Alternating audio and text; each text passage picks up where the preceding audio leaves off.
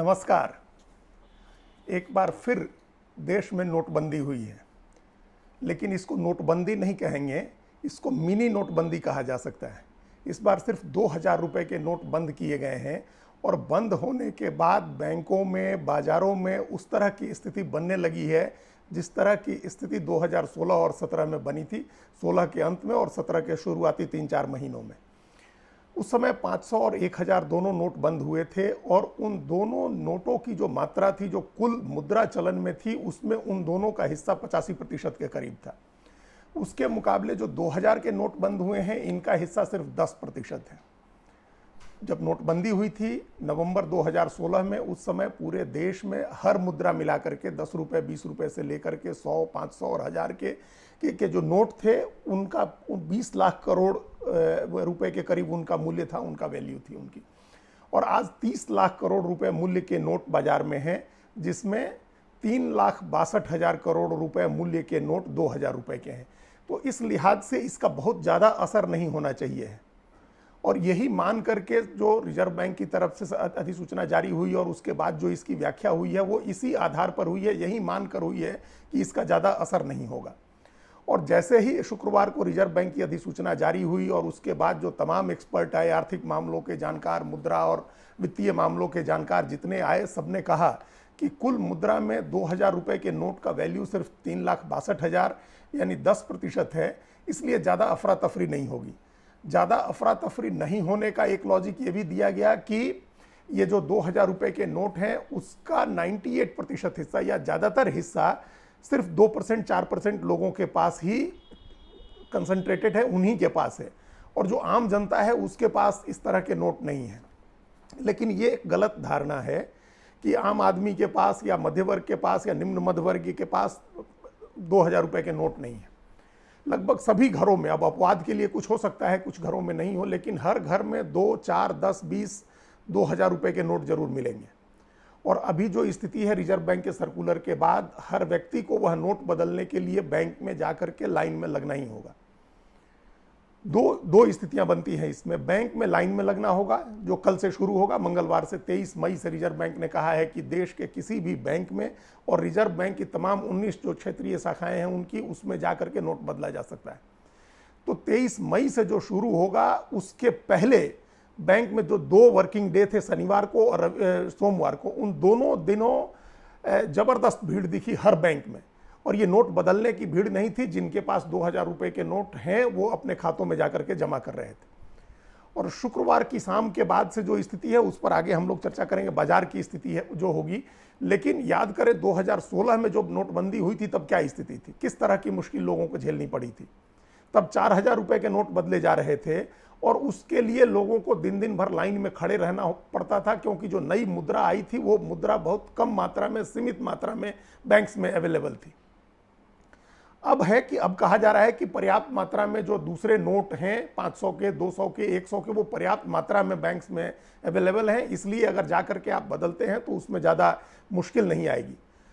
कुछ अफवाहें थी, कुछ अटकलें थी, उनको भी स्टेट बैंक ऑफ इंडिया ने अपना एक बयान जारी करके साफ कर दिया कि कोई आईडी प्रूफ नहीं देना है, कोई रिक्विजिशन स्लिप नहीं भरनी है, यानी कोई पर्ची नहीं भरनी है। तो इससे एक तरह से लोगों के दिमाग पर जो एक बोझ था वो बोझ कम हुआ है। इसके बावजूद बैंक्स में शनिवार और सोमवार को जमा करने वालों की भीड़ रही और मंगलवार से जमा करने और नोट बदलने वाले दोनों की भीड़ लगेगी।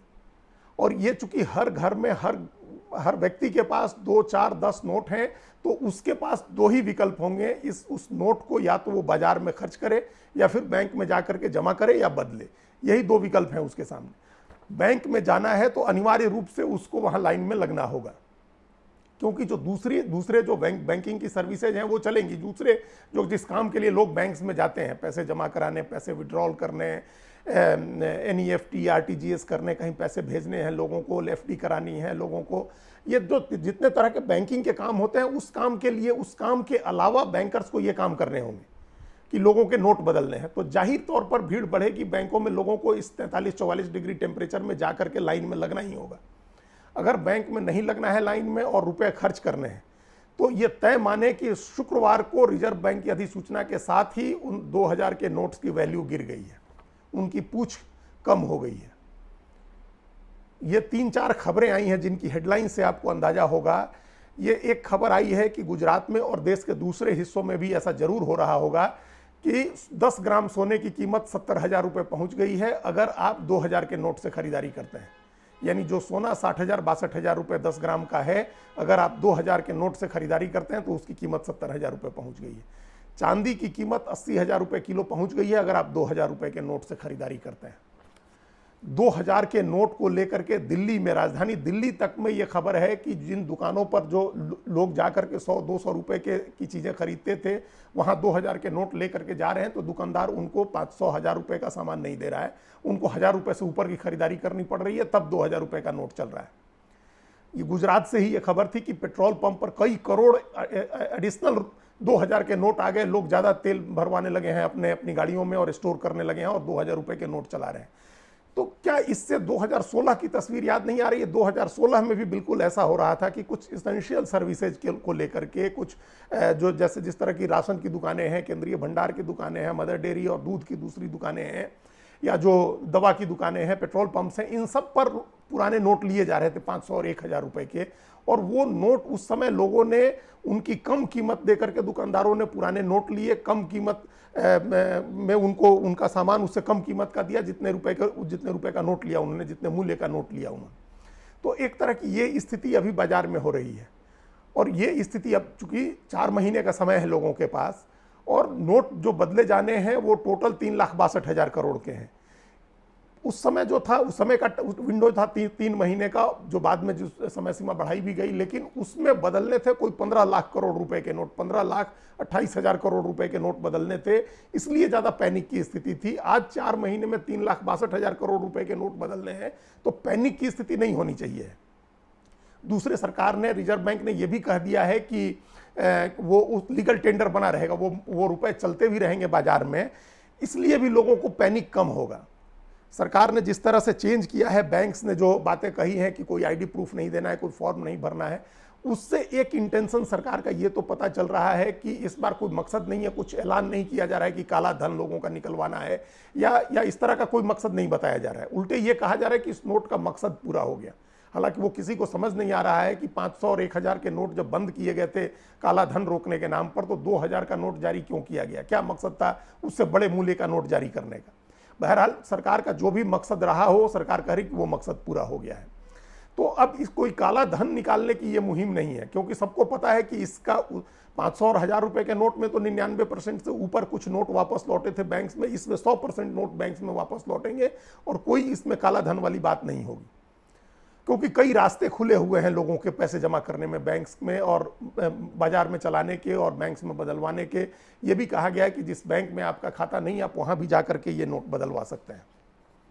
तो इसलिए वो पैनिक नहीं होगा, लेकिन वो प्रोसेस सारा होगा जो प्रोसेस 2016-17 में हुआ था। लोगों को बैंक में जाकर के लाइन लगना होगा अभी 44 डिग्री 43 डिग्री के टेम्परेचर में, या दुकानों में जाकर के कम मूल्य पर अपने नोट बदलवाने होंगे।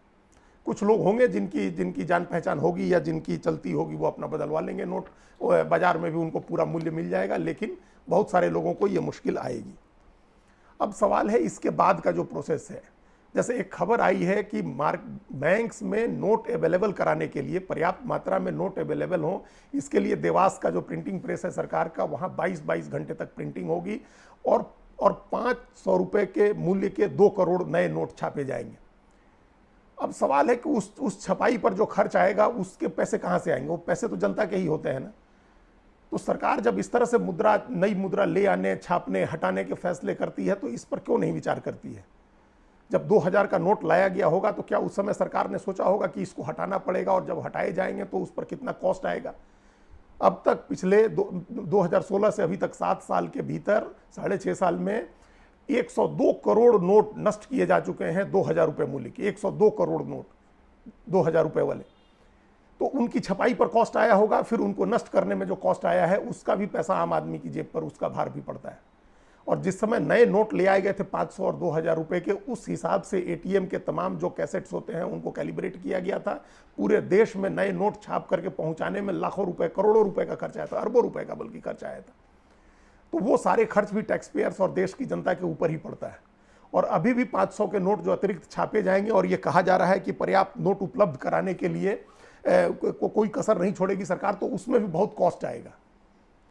तो ये कॉस्ट, इन सब चीज़ों को सरकार जब मुद्रा नई करेंसी लाने की सोचती है या पुरानी करेंसी बंद करती है, तो उसको इन सारे कॉस्ट का आकलन करना चाहिए कि नई करेंसी ले आने में कितना कॉस्ट आएगा, उसको नष्ट करने में क्या कॉस्ट आएगा, इन्वायरमेंटल कॉस्ट क्या होता है उसका, इन सब चीज़ों पर विचार करना चाहिए। और ये विचार भी करना चाहिए है कि बाजार के सेंटीमेंट पर, आम आदमी के सेंटीमेंट पर, कारोबारी के सेंटीमेंट पर इसका क्या असर पड़ता है। इस तरह के फैसलों से कारोबार प्रभावित होता है। जब 500 और 1000 रुपये का नोट बंद हुआ था, तब देश की इकोनॉमी को 2% का नुकसान हुआ था। 2% कम हो गई थी, देश की अर्थव्यवस्था नीचे चली गई थी। और लाखों जो एमएसएमई सेक्टर में जो छोटे कारोबारी थे, मझोले और छोटे सूक्ष्म कारोबारी जिनको कहते हैं, उनका कारोबार बंद हो गया था। कैश में बिजनेस करने वाले लगभग सारे लोग प्रभावित हुए थे। और इस देश में मैक्सिमम बिजनेस कैश में होता था, पहले भी और आज भी हो रहा है। तमाम डिजिटल इंडिया के बाद आज 2016 के मुकाबले 1.5 गुना ज़्यादा कैश बाजार में है। तो इस चीज़ का ध्यान रखना चाहिए। बाजार के सेंटीमेंट, ये एक तरह से लोगों में एक अविश्वास, अनिश्चितता का भाव पैदा होगा कि सरकार करेंसी के साथ कुछ भी कर सकती है, इकोनॉमी के साथ कुछ भी कर सकती है। इसका भी ध्यान रखना होगा। ये चीज़ें लॉन्ग टर्म में अफेक्ट करेंगी देश की इकोनॉमी को। और तात्कालिक मुश्किल लोगों के सामने ये होगी कि बैंक में जाइए, लाइन लगिए, नोट बदलवाइए, या फिर बाजार में जा करके और कम मूल्य पर अपने नोट चलाइए। ये आज की स्थिति है। धन्यवाद।